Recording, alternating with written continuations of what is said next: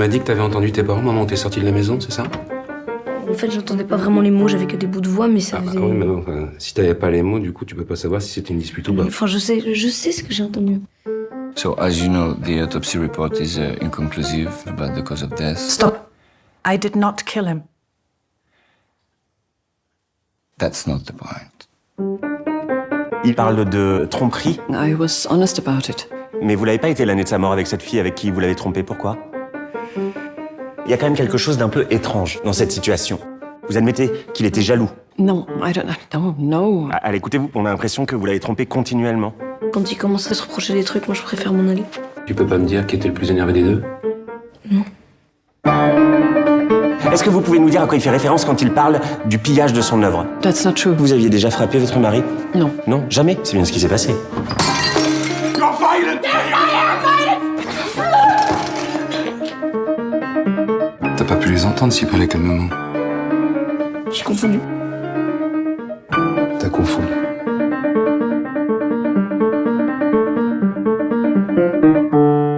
I'm innocent, you know that, right?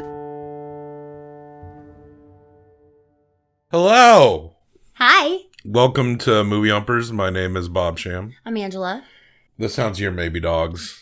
And we are discussing as a part of a backup, a lot of extra content, a lot of content for the next 2 months.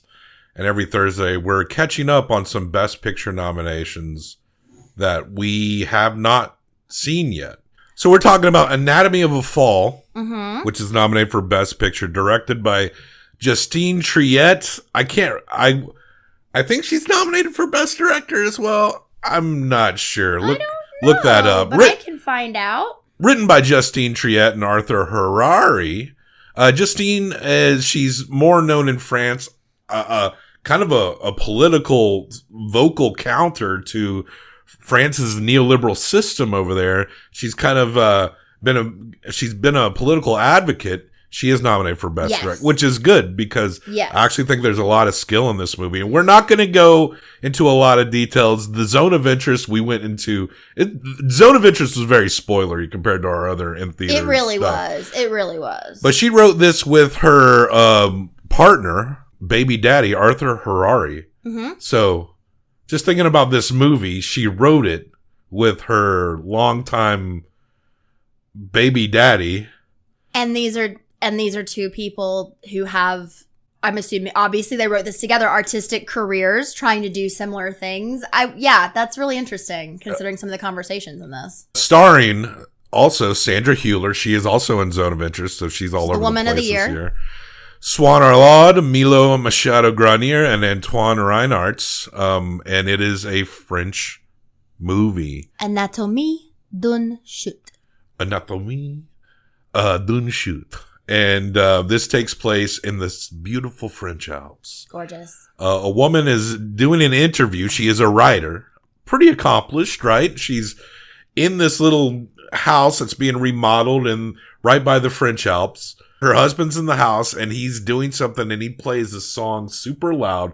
Unbelievably fucking annoying. They're trying to talk. At first you're like, does he not know that she's doing an interview here? And then they're having this kind of interaction. And she seems to be our hero, as Sandra. Are we calling her that?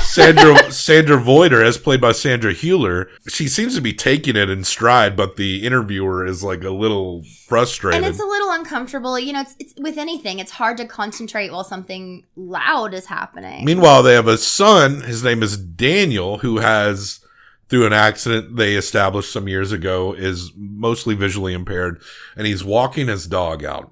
I think one of his eye's optical nerve is maybe completely severed. So the interviewer leaves, and we see Sandra waving her off. So when Daniel, the son, comes back after walking the dog, he sees that his father is on the ground, dead, blood. Blow to the head. He is not alive. This is the image that we see on the poster of this movie because it's Sandra and her son looking at the body of the husband. So there's a lot of questioning. Of course, the prosecutors come up and there is a trial, and it is, did Sandra Hüller kill her husband or not? You think it's a mystery, and it is. Yeah. But it's also about the troubles of relationships, Yeah. of long-term relationships, the ups and downs and the guilt and the resentment that can build. the resentment and the balance of the structural imbalances that can actually really happen. I mean, in some sense, I mean, you didn't kill me and I didn't kill you, but I think sitting through this movie did make me think about the balances in our relationships as to how well do we compensate for each other. Is one, like, am I pulling too much from one, or, and it's not exactly the same scenario that they have. I mean, no, but there's resentment because there was a little bit of guilt surrounding the son's accident that led to him being blind. Some infidelity. And there's some casual jealousy from the career success. That it comes into this point in which, did she kill him, push him off the top of their 3-story Alp chalet, or did he kill himself? Because it definitely wasn't an accident. That is all that they know. Also, her prosecutor is played by, interesting, I think it's Swann Arlaud. They have this relationship where they knew each other in the past, and that he maybe was in love with her at some point. And there is kind of a personable thing with each other. And he's not did I say he's a prosecutor? He's her defense attorney. Yeah, he's her defense attorney. He's the only lawyer she knows, so it's who she calls, and they do have some sort of history together. The prosecutor is played by Antoine Reinhartz, and he's really good at being like a needling little shit, right? Oh my God, he was good. I don't want to get too much into it. I think this is a thing that should be experienced, but I do want to commend. I want to watch Justine Triet's other movies because the way this whole, and the cinematography by Simon Bofils, so many different angles and takes. It's really crafty. Like, it is a beautifully shot movie, and and it utilizes a variety of techniques without it feeling like it's trying to throw everything against the wall. You can see that there's a particular point, like when the investigators are in the house trying to make sense of how this would go down. It's a little shaky. It's a little hand cammy, almost like a episode of French Cops or some shit. Like how they would be recording what was happening when they're walking around looking at everything. They're going to take footage of the house. And there's an amazing use of space, especially when you're dealing with, like, seeing angles around the house or seeing people move in and out as they're trying to figure this out. And the up-close shots are good on how they measure the tension. And Sandra Hüller, very, very good actor, right? And it was just also interesting to me to watch the French version of courtroom procedurals and how they do it, and like trying to figure out what's so different. It seems like they can, very interesting. It seems like they can call up these witnesses and then have the defendant like respond as they're having these conversations.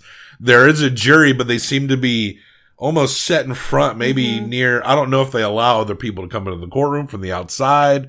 It was kind of hard to tell. There was an audience at times, but then there was some when they made everyone leave. And there's like and it's like this big half circle podium, and you got your judge in the center and the prosecutors and stuff. And jury, they called it, but it's just like other folks who didn't really speak. Yeah. But they seem more official than like a jury would be here. They don't seem to be people who've been selected. They are wearing like robes. So yeah, this is, we're not going to get much more into it than that, but but as far as like just pure cinematic skill, a super well shot movie.